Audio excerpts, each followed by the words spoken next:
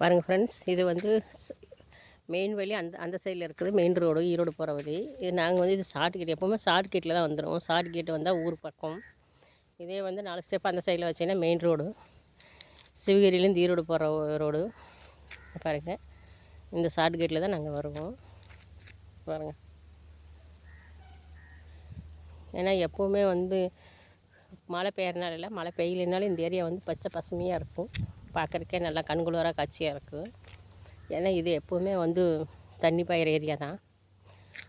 பாருங்கள், இந்த ஏரியாலாம் வந்து கொய்யா மரம் இருந்துச்சு. இப்போ வந்து வாழை மரம் வந்து இலைக்காக விட்டுட்டாங்களாட்ருக்கு. பாருங்கள் பாருங்கள், இந்த ஷார்ட் தான் ஊருக்கு போவோம் நாங்கள். மெயின் ரோடு அங்கே இருக்குது.